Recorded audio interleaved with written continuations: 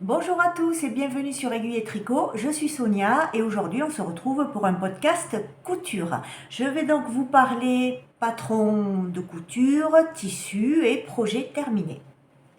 Alors pour mon premier projet terminé, il s'agit d'un accessoire et il s'agit d'un sac qui est donc un sac à projet tricot. Mais au départ, quand je l'ai cousu, c'était pas du tout l'idée que je voulais. En fait, je voulais un sac week-end, donc pas trop grand, mais pas trop petit non plus, juste de quoi mettre ses affaires pour un week-end. Et pour coudre ce projet, j'ai utilisé un tuto vidéo de Madalena Couture, sauf que dans ce tuto, moi, les dimensions, ça ne me parlait pas. Donc je ne me rendais pas compte si c'était grand, si c'était petit. Et ça avait l'air pas mal sur la vidéo, les dimensions avaient l'air pas mal. Sauf qu'en fait, quand moi je l'ai cousu, que je l'ai eu terminé, j'ai vite vu que je mettais rien dedans, quoi. Pas grand chose. Alors, j'ai décidé de le décliner en sac à projet tricot pour les grands tricots type grand châle, pull, gilet, ce genre de choses. Je vous montre. Donc, vous voyez, c'est un sac d'inspiration, sac de sport ou sac de voyage. Il est cubique. Et j'ai réalisé ce sac avec du velours côtelé que j'ai acheté chez Dressenstoffen en coloris Essence. J'aime beaucoup leur velours côtelé parce que ce sont des tissus qui sont ni trop fins ni trop épais et surtout qui ne peluchent pas quand on les coupe. Et ça c'est vraiment bien parce que j'ai déjà eu des velours qui s'effilochaient dans tous les sens. Il y en avait partout, c'était vraiment pénible. Les anses, alors oui, les anses ainsi que la fermeture éclair viennent de chez Centracor. Parce que la fermeture éclair, il en faut une longue. Et à l'intérieur, je l'ai doublé avec une popeline de coton qui vient de chez Dressenstoffen aussi. J'ai acheté un coupon de 3 mètres parce qu'elle m'a servi pour réaliser les doublures des projets que je vais vous montrer par la suite. C'est un tissu fleuri, basique, simple.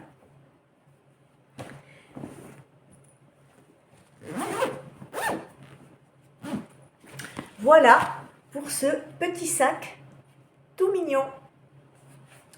Alors, pour le projet suivant, il s'agit d'un sweat à capuche qui provient du patron Icati, c'est le sweat Vancouver. C'est un patron qui coûte 17,90 € environ, mais il faut savoir qu'avec un seul patron, vous pouvez le décliner en 6 versions de sweat différentes.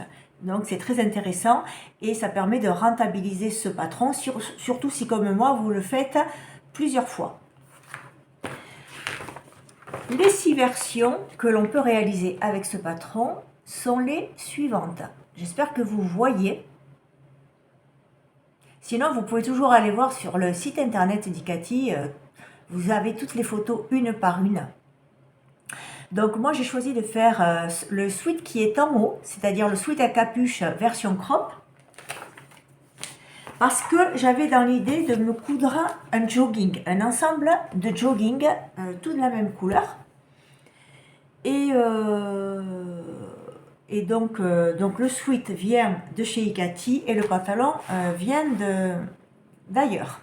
Je vous montre d'abord le sweat.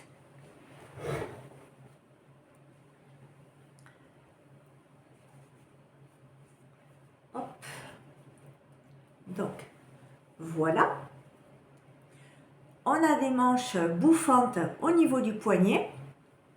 Moi, j'ai choisi de thermocoller 2 petites fleurs que j'avais achetées sur Shein, je crois. Là, ici, les cordons plats proviennent de Centracor.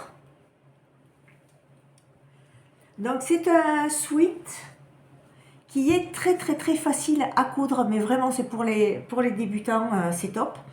On a un empiècement ici, donc le dos se coud en 2 parties. L'empiècement. On a ici la capuche, vous voyez, qui se coud en 3 parties. Peut-être que ce qui va être le plus délicat quand on est débutant, ça sera la capuche. Il y a plus de points techniques sur la capuche que sur le reste. Le reste, ça va tout seul. Je l'ai doublé pareil avec le même coton que pour le sac à projet. Et voilà, donc je vous disais, c'est un sweat qui est vraiment très simple à coudre. On commence, il y a très peu de pièces en fait. On commence par coudre les épaules, les côtés, les coutures latérales des côtés. Et puis voilà, après vous faites les manches.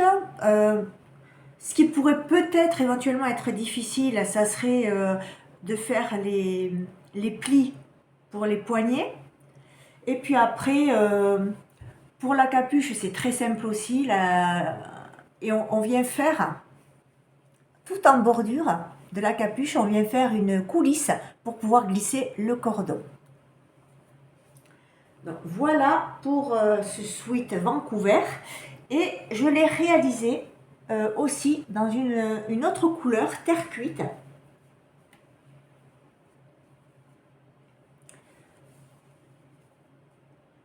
Voilà.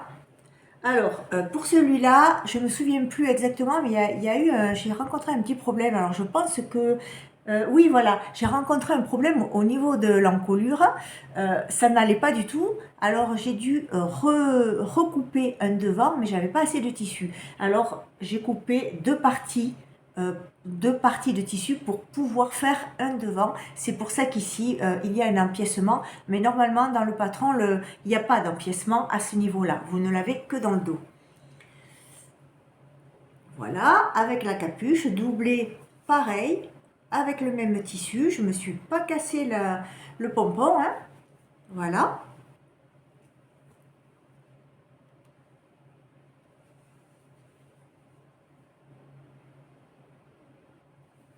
J'aime bien terre cuite, c'est très joli. C'est des couleurs chaudes qui me vont bien.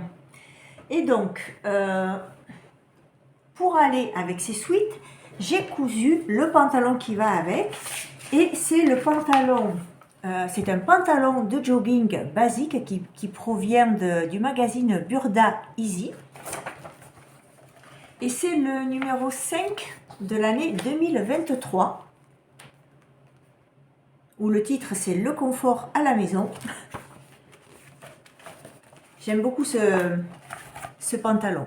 Tout simple, avec des poignées de cheville. C'est ce qui va le mieux à ma morphologie. Sinon, vous pouvez, pareil, le décliner en 3 versions. Hein. On peut faire un short, on peut faire le pantalon que moi j'ai choisi. Et sinon, on peut faire un pantalon sans poignée de cheville, mais avec des bas de cheville légèrement évasés. Moi, j'aime pas. Donc c'est pour ça que moi j'ai pris celui-là. Et comme il me restait une chute, suffisamment de chute de ce switch, je ne savais pas trop quoi faire. Du coup, je me suis cousu ce short avec pour l'été, en espérant, j'espère que ça ne sera pas trop chaud. Mais des fois, l'été, on a des journées qui sont un peu grises. Et ma foi, pour aller marcher, moi je sais que je vais le mettre. Voilà. Alors, ce pantalon... Bon, mais ça vient, c'est un Burda Easy, donc forcément c'est hyper simple et c'est vraiment adapté aux débutants. Voilà, il n'y a rien, mais alors rien du tout de compliqué. On a juste les jambes à faire, ici la ceinture avec un élastique et c'est tout. Et là après vous avez pareil, hein, en bas les poignées de cheville qui... pour moi sont moins longs. Alors, j'ai fait des modifications sur ce patron parce que le poignet de cheville était trop étroit, je n'arrivais pas à passer le pied dedans. Et le pantalon était beaucoup trop long. Moi, je fais que 1m60. Donc voilà, si comme moi, vous faites 1m60 ou un peu moins, pensez à modifier le patron dans la longueur. Je crois que Burda a fait une vidéo pour montrer justement comment on ajuste un patron, que ce soit de haut ou de pantalon, à ses mensurations, parce que sur le Burda, je crois que le Burda Easy, c'est prévu pour des statures de 1m65, il me semble. Le Burda Style, c'est prévu, je crois, pour 1m68. Et Burda Easy, je crois que c'est 1m65. Donc forcément, c'était logique. Moi, mes jambes étaient beaucoup trop longues. C'était pas joli. J'ai donc dû le modifier et recouper pour le raccourcir. Donc voilà, tout simple. Tiens, je vois que j'ai des fils des fils qui dépassent, il va falloir que je les coupe, je les avais pas vus ceux-là. Voilà pour ce pantalon. Je vais vous montrer porté.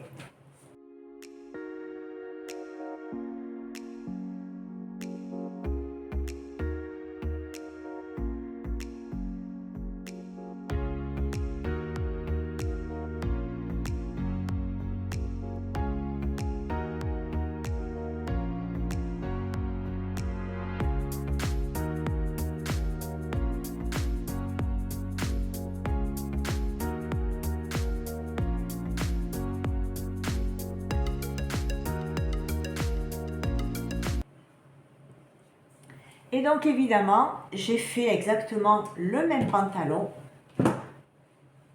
en version, en couleur terre cuite,